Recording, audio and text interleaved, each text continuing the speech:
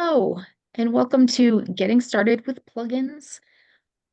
My name is Christina LaFay. I'm the host of Plugin School. My wonderful co-host is Tomas, and today's class will be an overview of using and building plugins.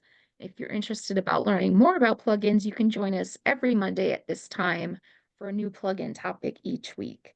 Um, I saw that Tomas dropped the link in chat already, where you can find recordings of past plugin school sessions on my YouTube channel. Um, that way you can catch up on stuff you have missed because you just weren't around before. Or if you saw a session but want to revisit it, you can go watch it there. My screen probably doesn't look like yours because I use the charcoal theme, which I configured in my settings because it's easier on my eyes. Um, so what are plugins? Plugins are an optional tool that allow you to adapt Sudowrite to your workflow in ways that the basic Sudowrite interface can't do on its own.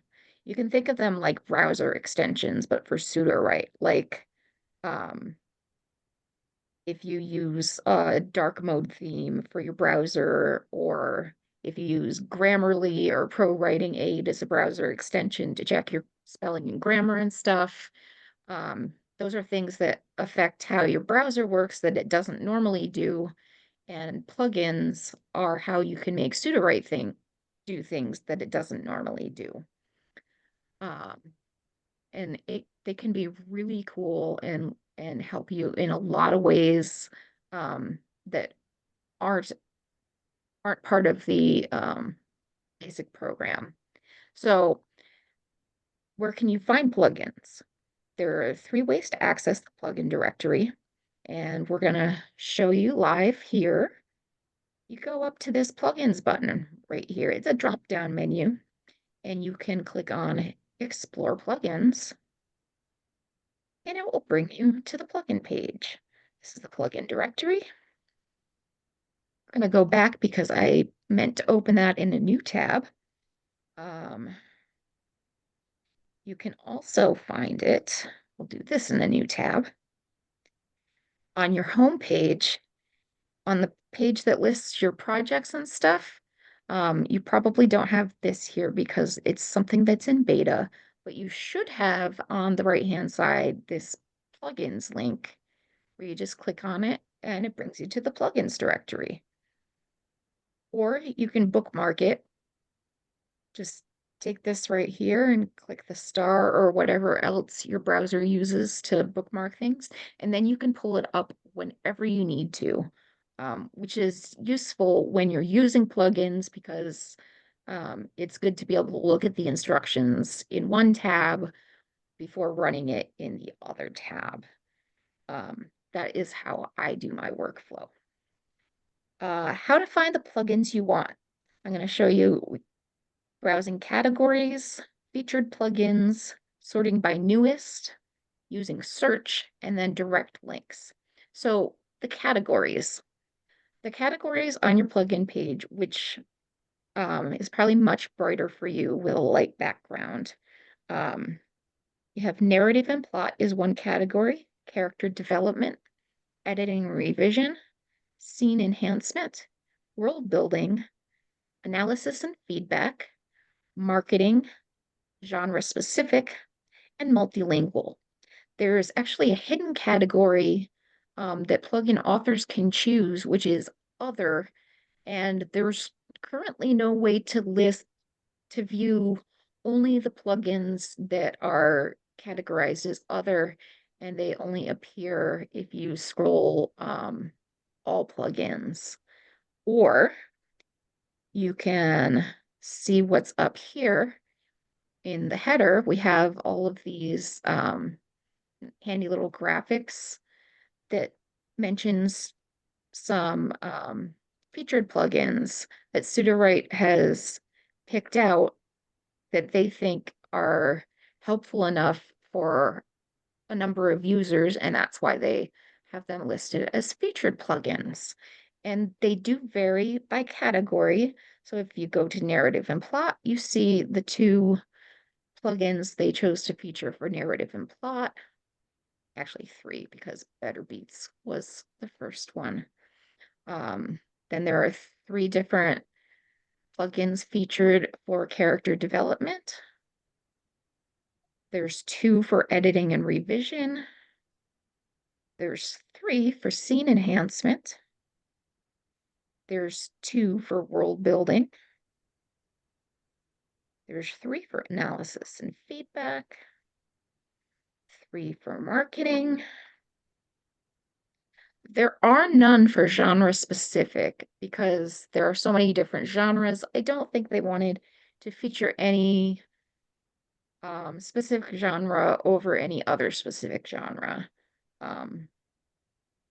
And same with multilingual. They didn't want to promote, one non-English language over another by choosing featured plugins by language.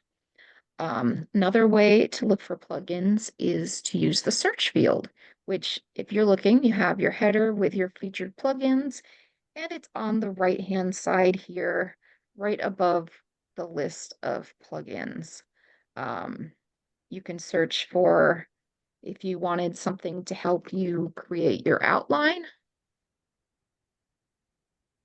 This is not a perfect feature because outline is also a part of Story Bible.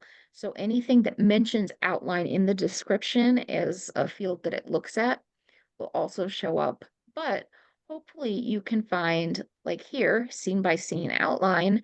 This plugin gives you a scene by scene outline.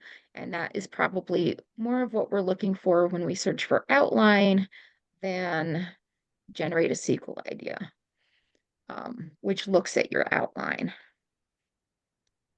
Another way to find plugins, especially if you don't know quite what you're looking for, is to check what are the newest plugins, and that will show you it. This is not going to show you necessarily the best quality plugins, but just the most recent ones, in case you've already added a bunch of plugins and you don't need to search the whole directory anymore, but you'd like to see what's available.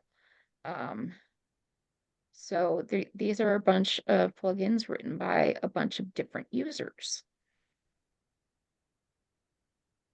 So those are the ways that you can find, direct links, another important thing. You can get to plugins by clicking on a link to a plugin that somebody, for example, has in a document, and you can click on it like that and get to the plugin. Or if you're in Discord and you happen to be looking in the plugins channel or another channel where somebody suggests a plugin to solve a specific problem that somebody's asking about, you can just click on that link and it'll bring you to the plugin.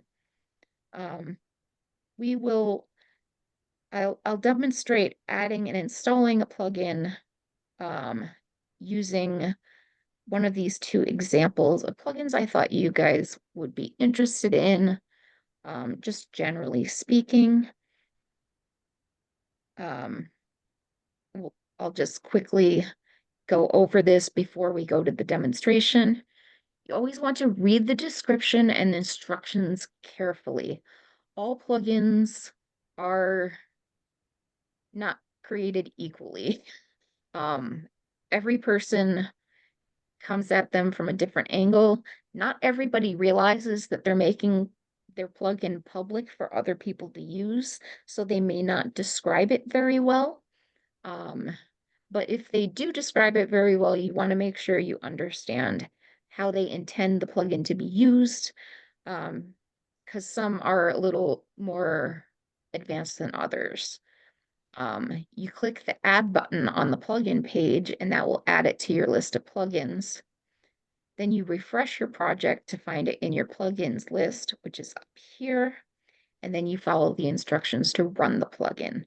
So let's click on My Story in Reverse. So My Story in Reverse was created by Manon, who's one of my fellow ambassadors. it's got this indicator for how many people have added it to use it. It is not the current number of people using it, it's the number of people who have it currently added to their list of plugins to use, though. And then there's this part where it says credit usage, and it measures things on a scale of 1 to 4, where 2 indicates about medium credit usage, but that's a very subjective term. So just in general, if you don't have a lot of credits to spend, you're not going to want to start out practicing or trying out plugins that have a maximum of 4 lightning bolts, because you're going to burn through all of your credits super fast. So you want to try to stick to 1 or 2 lightning bolts until you know better what to expect from different models and different activities that you're trying to do. Now this plugin, the instructions are reverse the process, or the description and instructions. Reverse the process for the existing already written story. Bring your story to the main project or each chapter. Up to 90,000 words of input and output. And then the directions that the plugin sees are, here's a passage of text. It reads your preceding text and your highlighted text, and it will give you a genre, style, synopsis, list of characters, and outline. So what this plugin is for is to take a story you've already started, which a lot of you probably have, is you came to Sudowrite with a story that you have and you want to finish. But building your story Bible can be kind of daunting when you're coming at it with your story already in progress. And this plugin will help you to build your story Bible so you can finish that story. So in order to add the plugin, you just come over here and you click the add button.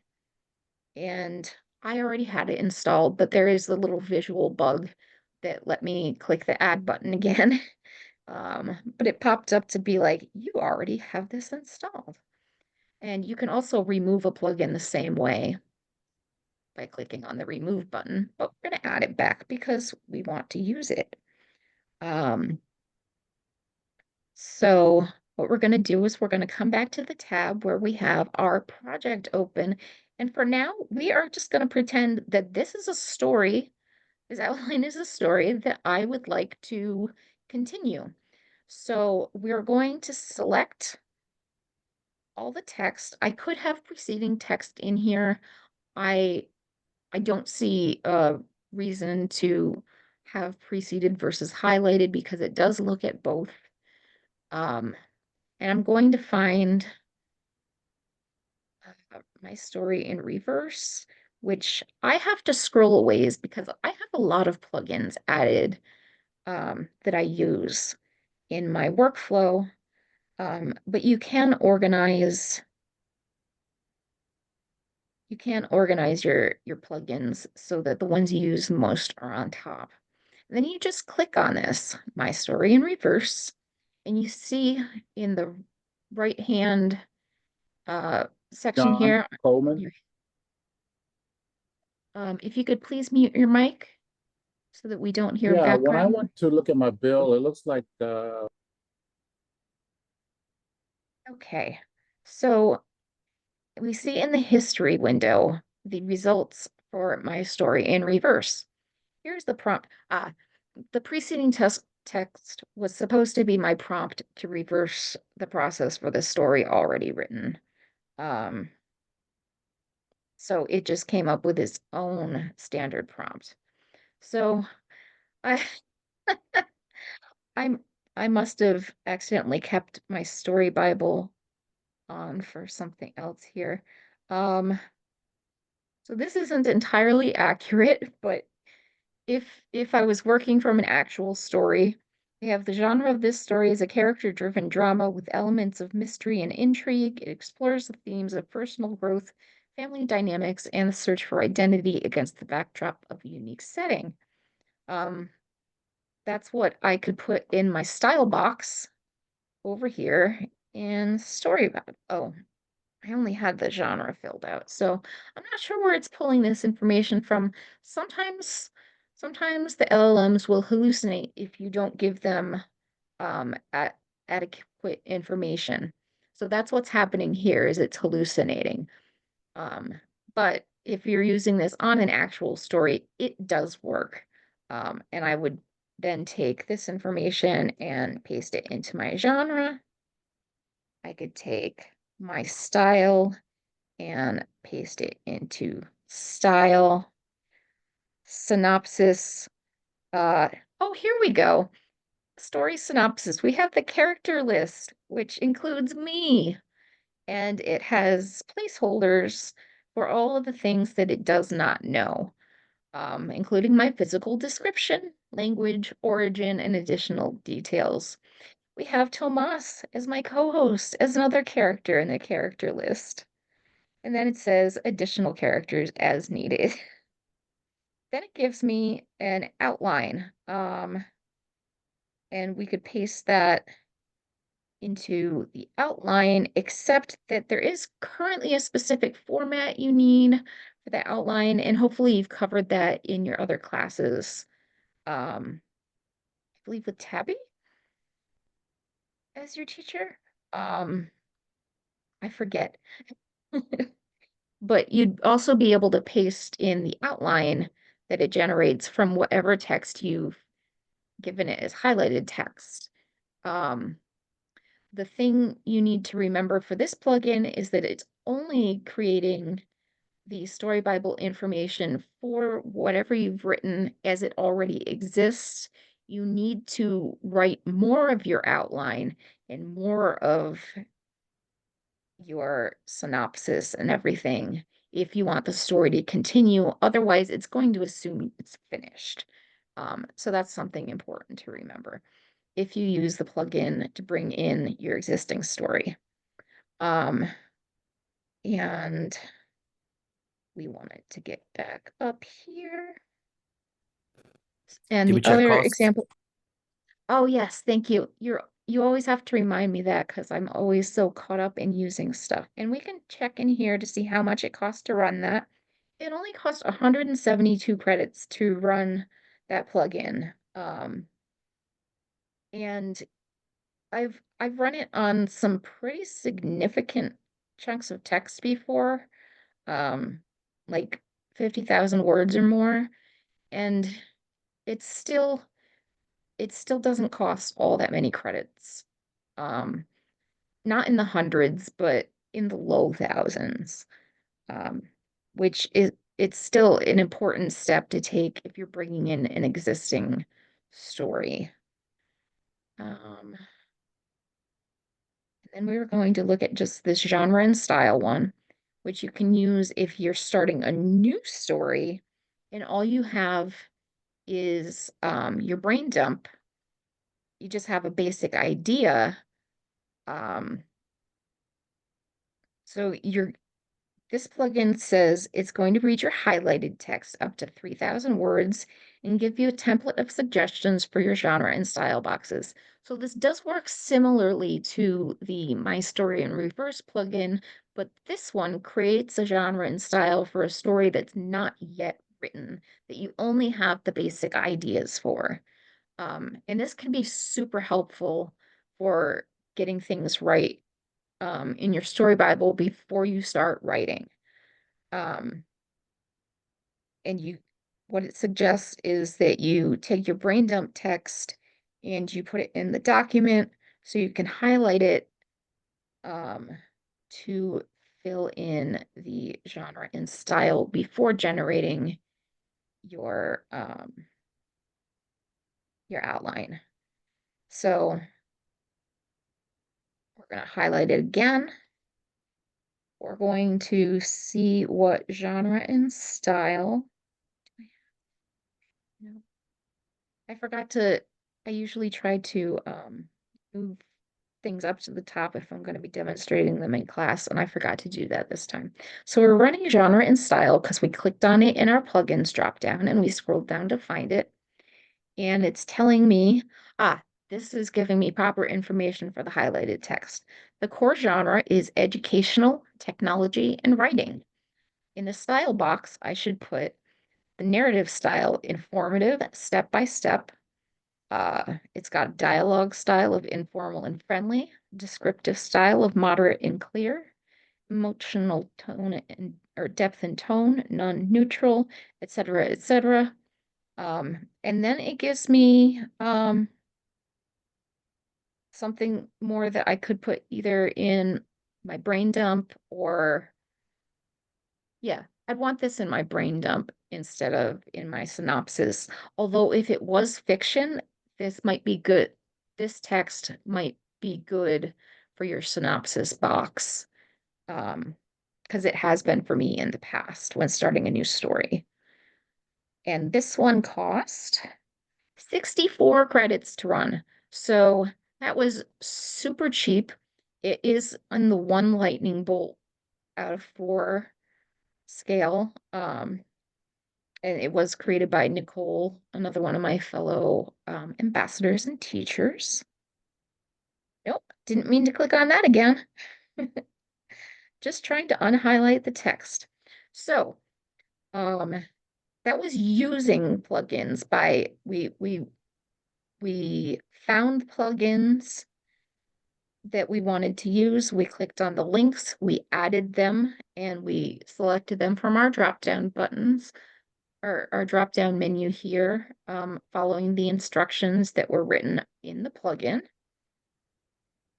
And now to build a basic plugin, there are 2 types of plugins that you can build. One's basic mode, the other's advanced mode. First thing we're going to do is look at building a plugin in basic mode, because basic plugins will let you quickly describe what you would like your plugin to do using simple language with no specialized knowledge required. If you don't know anything about coding or, It's not AI what. in general, You want to drink it? please mute your mics. Melissa. So we're going to build a basic plugin. I'm going to talk about this and then we're going to go over and we're going to look at it. From the plugin directory, we are going to click the Create Plugin button, and then we're going to fill in the different fields for creating a basic plugin, which are name, description, visibility, instructions visibility. We're going to choose a category. We're going to write our instructions, and then we're going to decide whether or not to enable Story Bible. So we're going to go back here to the plugins directory. And if you remember going down to search plugins, right next to the search bar is the Create Plugin button. So we're going to click Create Plugin, and it's going to bring us to the plugin creation page. Look up here, it says Create Plugin. Now the first thing we need to do is come up with a short, distinct name. We're not actually going to write a plugin in class right now. I'm just going to go over what the different fields are. In other classes, I do demonstrate how to do this all from scratch. But you choose a short name, and I highly recommend choosing an emoji or a set of 2 or 3 emojis to indicate who you are as a plugin author, so that it's easier for people to search for your plugins and find you, since we can't currently click on plugin author names to find all of their stuff. So right now, emoji search is the best we have. So you'd want to put those emojis at the beginning of a short, distinct name for your plugins. You can see some of the things I've done. I used to use the sparkle emoji at the beginning of my plugin names, but now I use the fairy because other people tend to use the sparkles for other things. Name is a required field, and it will yell at you if you do not fill in the name of your plugin. Now, the description, I will demonstrate this because I I want to show you just how simple it is to describe a plugin. We'll say this plugin is being used for demonstration purposes. It will look at highlighted text. So this is just a description of what we're actually doing now. So visibility, there are two options under visibility, which is published and unlisted. And I'm going to recommend that you always switch it to unlisted while you're creating your plugin.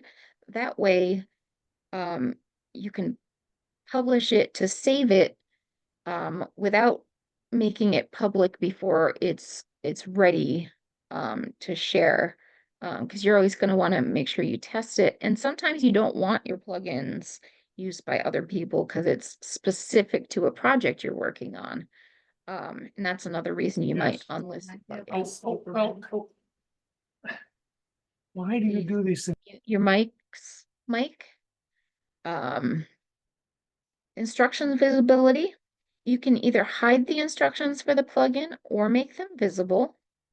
For example, in this My Story in Reverse, it does not show you the instructions for the plugin. I can pull up one that does. I have a series of Ask the LLM Anything plugins, where I share the instructions because they're very simple and very basic, and I want everybody to understand how they work. So if you choose instructions visibility visible, people will be able to see the instructions that the large language model will use to run your plugin. And then you pick a category, which we've gone through the categories before, but here's this other that does not have a category listing on the plugins directory page, which kind of puts it in nowhere land, unless people know to search for it. So if you can fit what you want your plugin to do into one of these categories, I highly recommend choosing the most relevant category. And if you can't fit them in, only then choose other, because otherwise it's going to be very difficult for people to find your plugin unless they're just sorting by newest. So for our purposes here, let's just say it's narrative and plot. Instructions. This is where you tell the LLM what you would like it to do. And it describes here Sudowrite will read the highlighted text or the text before the cursor, then follow these instructions. Oh, right. When you're creating a basic plugin, by default, it's going to look at both preceding text and highlighted text. It's always going to look at those two things. And those two things alone, unless you click on this Enable Story Bible Data button, which then lets you decide, you can have it look at the brain dump or not, genre, style, synopsis, characters, outline, world building. I hope you've gone over all of the Story Bible things in your other classes. But you can turn things on or off depending on what you would like your plugin to do. But it's all done with the checkboxes. And all you have to do is, this is the sample text that will always fill in as an example of how to write a plugin. But we're not writing an urban fantasy young adult novel set in San Francisco. Let's say,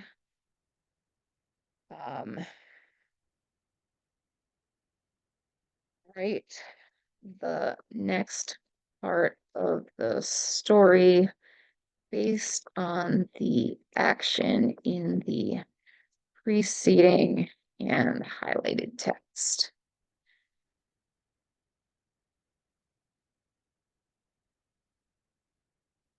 Using the characters listed. So that way we just wrote, this is just one sentence in, normal English that tells, in this case, the default model for basic plugins is GPT 3.5 Turbo. You don't need to know that, but if you wanted to know that, you are instructing GPT 3.5 Turbo to write the next part of the story based on the action in the preceding and highlighted text using the characters in your characters boxes. So, and that's how you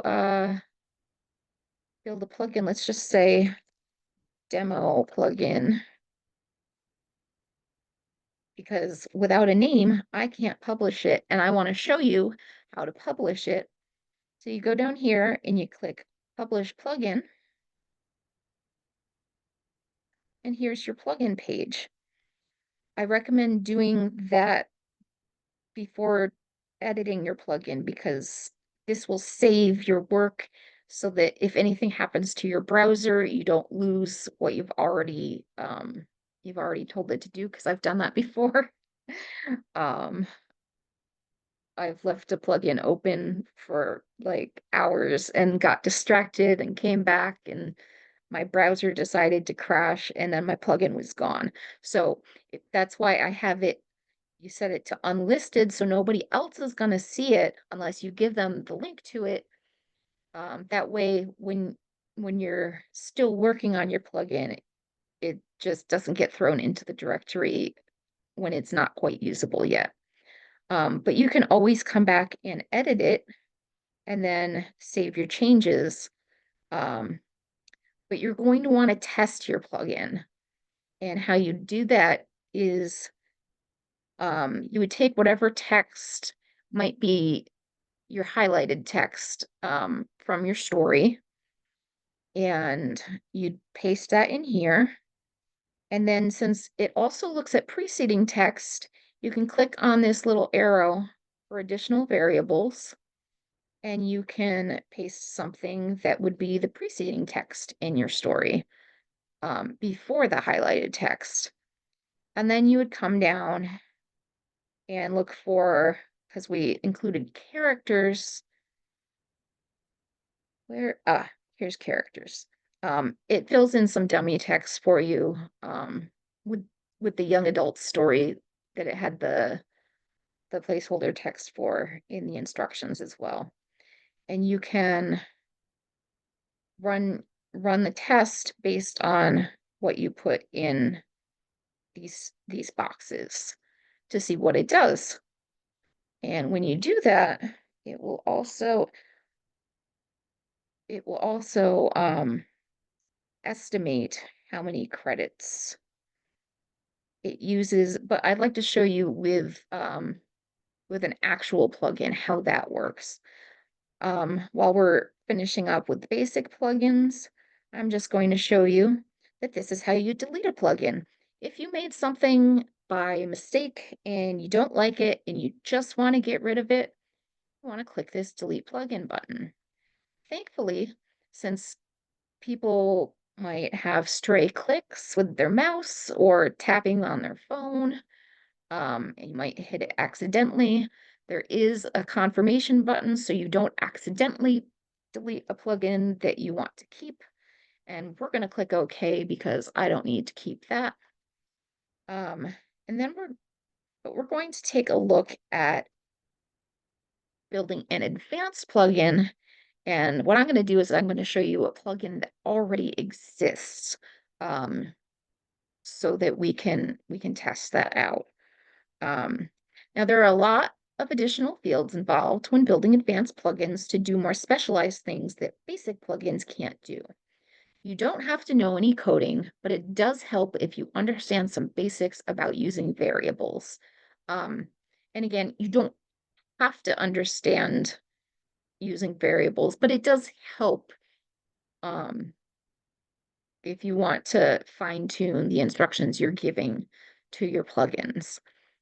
Before we look at a plugin that was built in advanced mode, there are a lot more fields than there were for the basic plugins, where we only had to worry about these things.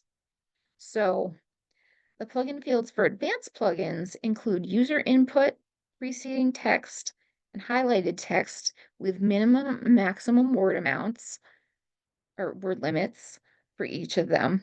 There's an additional variables list. There's this field to give system instructions to the LLM, and there's a place to give user instructions to the LLM. And I'll show you the difference when we're in the demonstration. But there are also AI options. Now, I told you that basic plugins use GPT 3.5 Turbo to run them. When you're building an advanced plugin, the most common reason to choose advanced instead of basic is to use a different LLM. And you choose that in the engine field, which is where it selects the AI model the plugin will use. Then there are some numbers. There's temperature. Now, these things you don't have to really understand in depth unless you're trying to do something and it's not quite working right and you want to tweak your plugin. You can tweak the temperature with a number between 0 and 1.0, where higher is more creative and lower is more focused. Has to be a positive number between 0 and 1. Frequency penalty. A negative value is more likely to use cliches, while a positive value makes cliches less likely. That's what frequency penalty means. And presence penalty, a negative value stays on topic, where a positive value introduces new ideas. Stop is something I still haven't found anybody who uses this field, so you can probably ignore it, but it allows you to create words or symbols that tell the plugin where to stop. You can choose number of generations, how many cards you want the plugin to create. You can choose 1, 2, or 3 cards, and then maximum output, like the word limits for anything that you can input. You can also select a maximum number of words of output that the plugin can create. And then after writing your instructions and changing any relevant variables, you want to run a test. Is this the one? Yeah, we'll look at this one. I have a plugin called Ask Claude 3.5 Sonnet Anything, SB2. And it's actually a very simple plugin. Let me just close some of these windows here that we don't need open. That's not the one. I want to be able to show you what it looks like.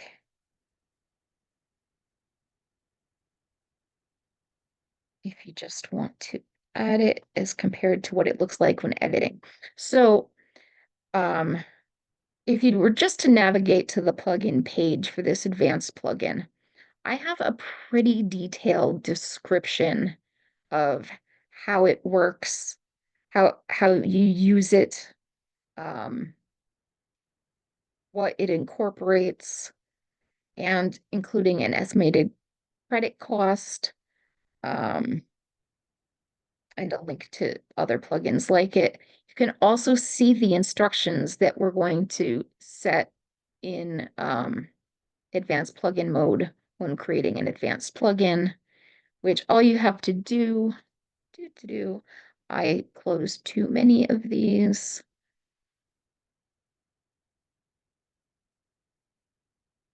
Again, we would go to create plugin, and you just, instead of having it automatically set to basic here, you click on advanced And you'll see that after these above fields, the first few, it gives you new fields for preceding text minimum and maximum, highlighted text minimum and maximum, etc. And all we did after creating the create plugin button was switch to advanced, and it shows you all of this additional stuff, which once filled out, here we have our name. And like I recommended, I picked the fairy emoji to go with Caristina Lefay. I have a fairy motif. I chose that as my identifying emoji for my plugin, so you can search for the fairy emoji and find my stuff. I created very specific description, which I'm not going to go into the details of writing this description because that was another entire class as well. It's published, so anybody can find it and add it, which you would do if I didn't have this added. It would have the add button where the remove button is. I have the instructions are visible, but you can also hide them so that people can't read the instructions, which you might want to do if it's very complicated, and you don't want to overwhelm people with a lot of code. I selected a category for it. I changed the maximum words for highlighted text because this plugin looks at highlighted text. So we needed to make sure it could look at enough. It happens to look at 150,000 words of highlighted text because the model it uses, Claude 3.5 Sonnet, has a large context window that lets it look at even more words than that. But I wanted to, give it a little bit of wiggle room based on my experience with testing it out. Now, one of the things you can do with an advanced plugin is, this is not on by default. Allow users to give instructions. This is a new variable we have that lets you have a pop-up thing that asks the user to give instructions to the plugin,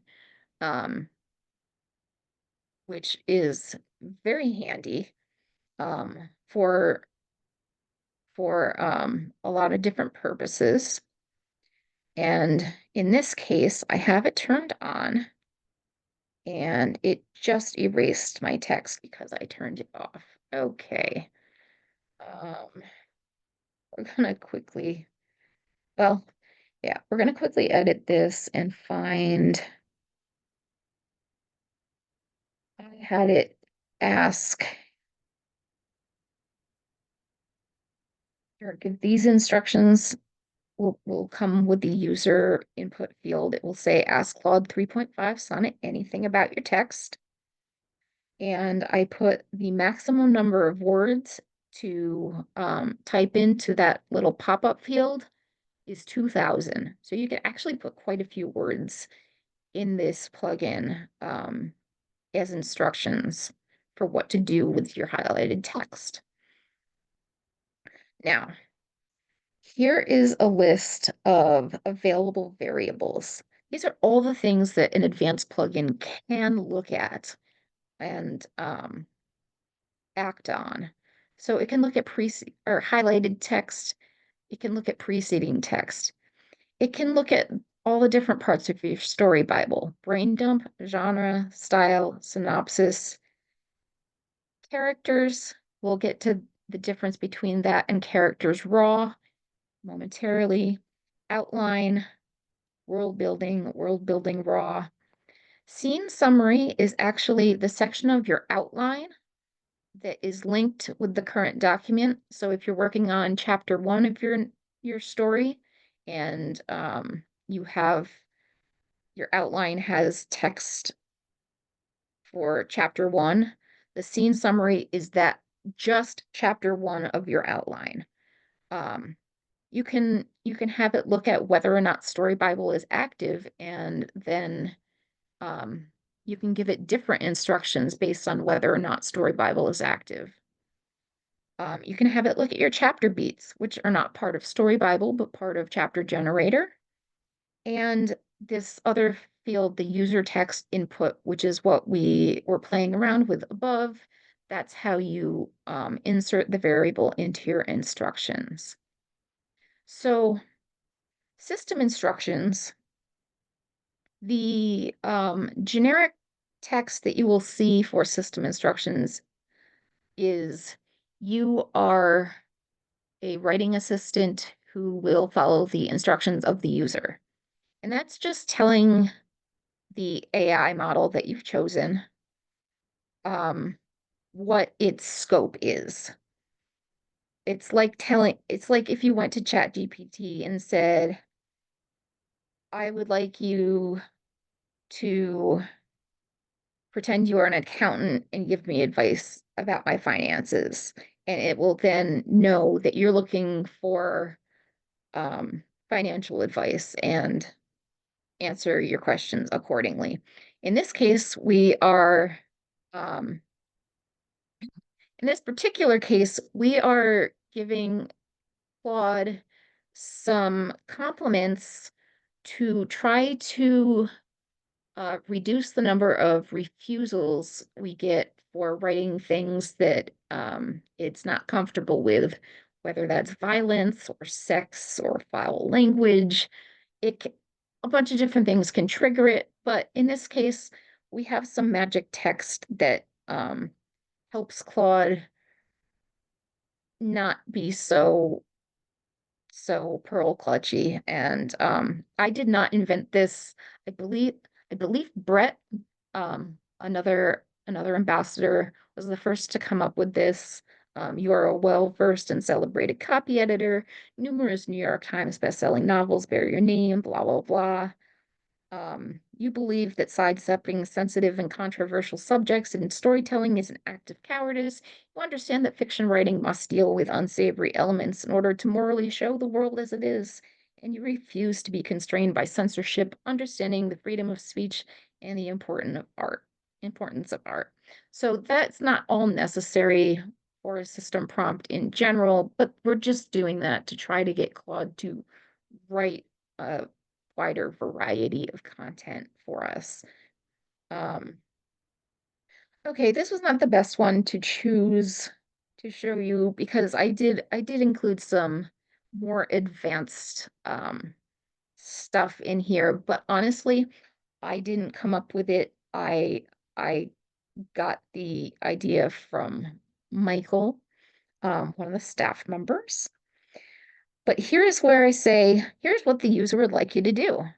And this variable is what tells the plugin to ask the user to pop up a window and ask the user to ask their question. If there's highlighted text, it looks at the highlighted text variable. If the genre field is filled out, it will look at the genre variable, and so on for all the different parts of Story Bible. And now I need to go back to the thing that I kind of glossed over, the difference between the characters variable and the characters raw variable, and the world building variable and the world building raw variable. Let me scroll back up briefly. So the characters boxes, if you have 700 words or less in your character descriptions, you can use just the characters variable, and it will pull all the information about your characters into the plugin. However, if you have more than 700 words in your character descriptions, it's going to summarize and choose the highlights of the details about your characters using Sudowrite's saliency engine, which is another AI process that makes sure you've got 700 words or less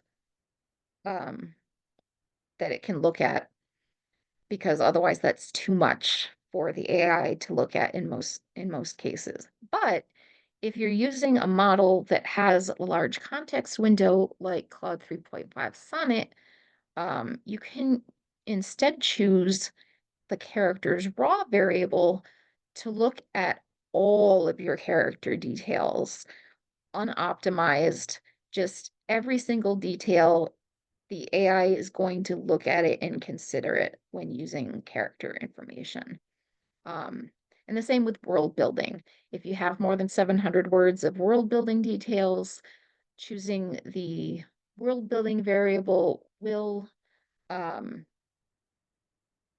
use the optimized highlighted version of your world building descriptions, or you can choose world building raw so that it doesn't miss anything and it looks at all of the information you have in there.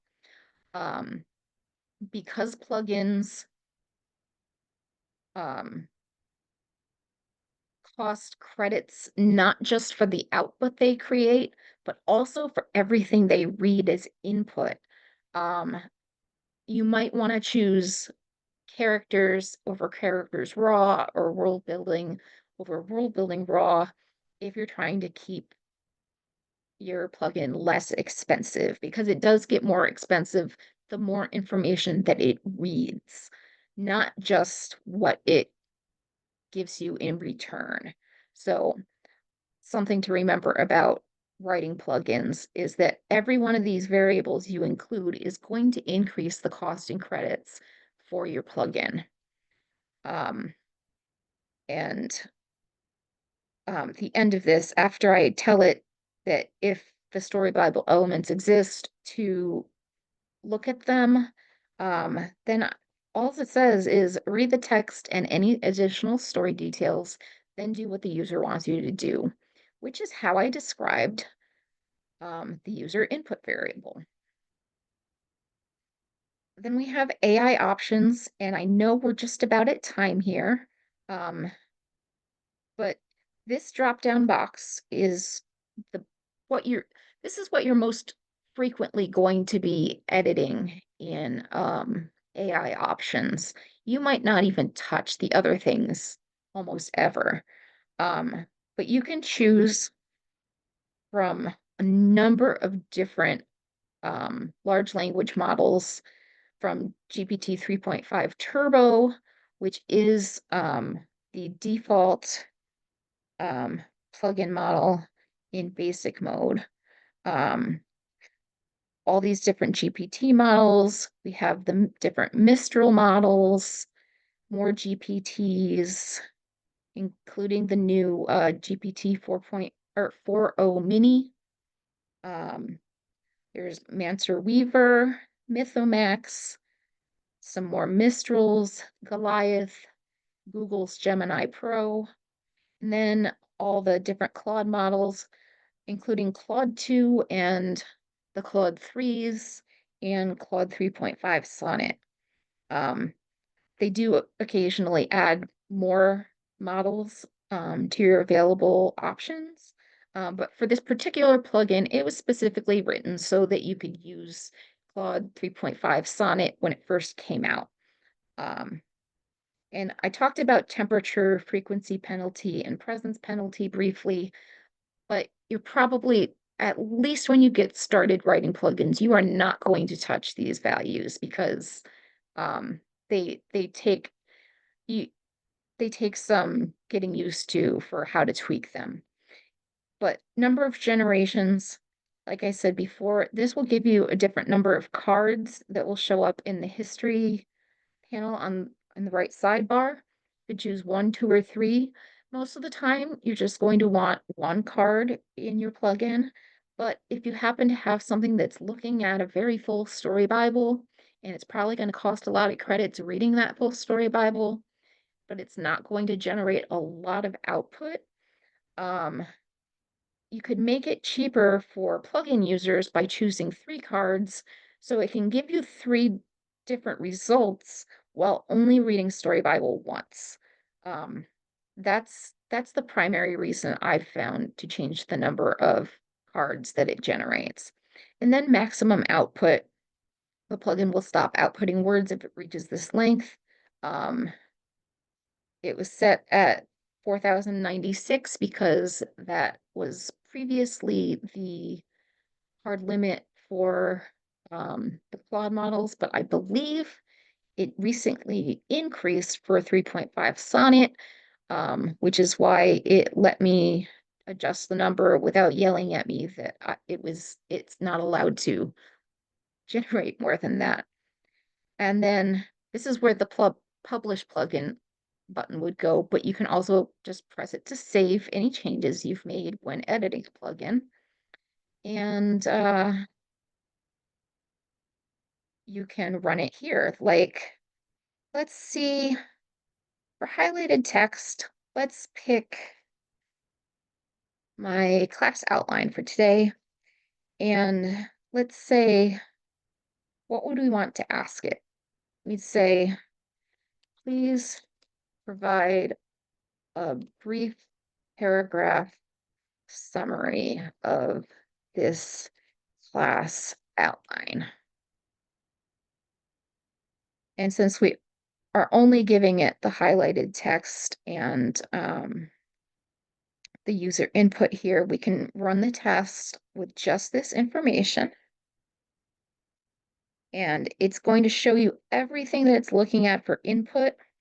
So here is the system prompt. Here's what the user would like you to do. That is the text that we use to invoke the user input field. And we typed in, please provide a brief paragraph summary of the class outline. Then it's going to show you, it says, here's some of the text the user highlighted, and it puts the entire class summary or class outline that I highlighted and copied and pasted in here. Oh, this is Story Bible aware, so it's taking all of the dummy text that it has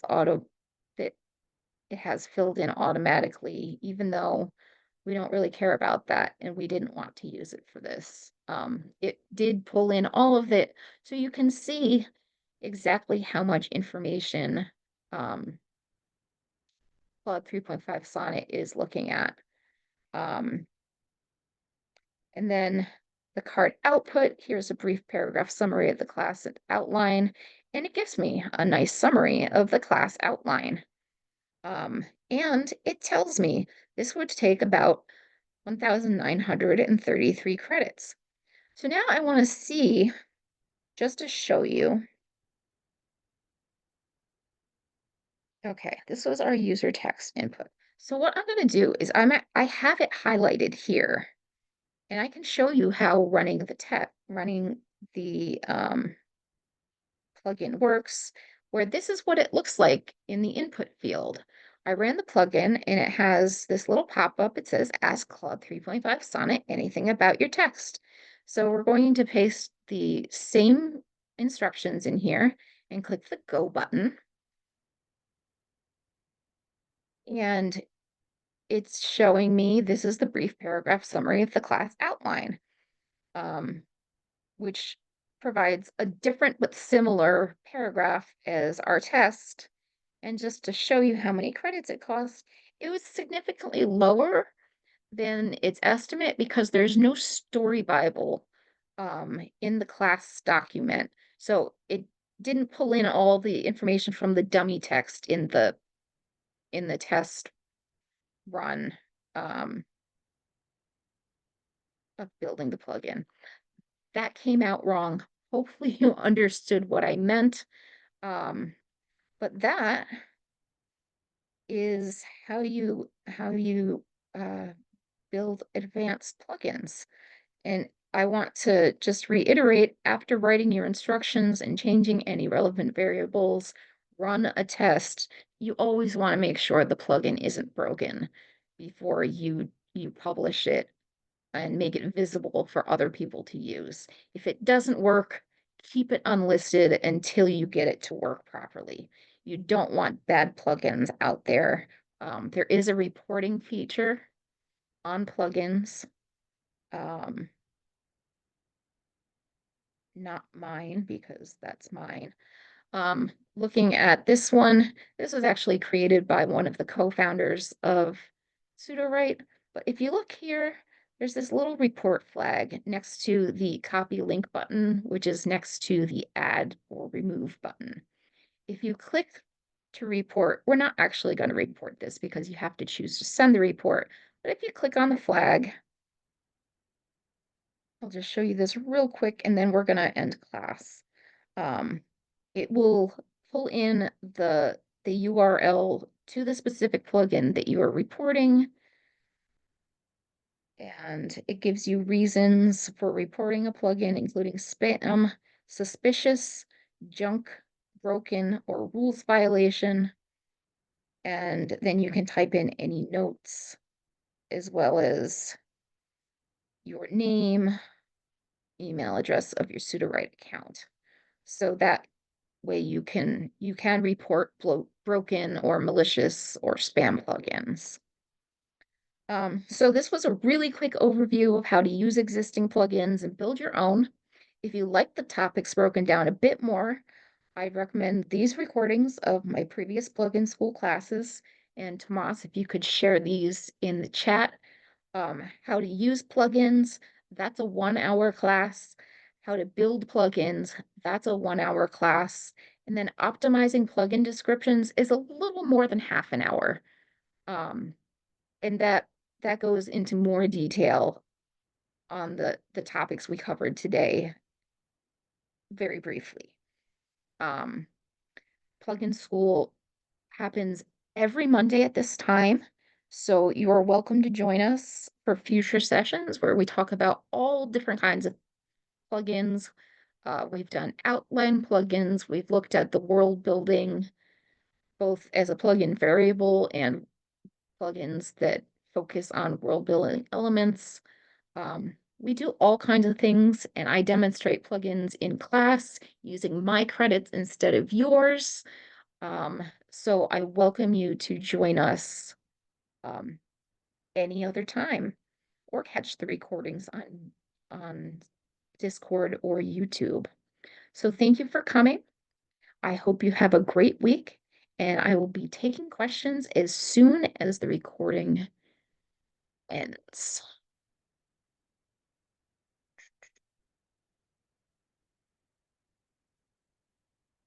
As soon as the recording, it's being difficult on me. My apologies.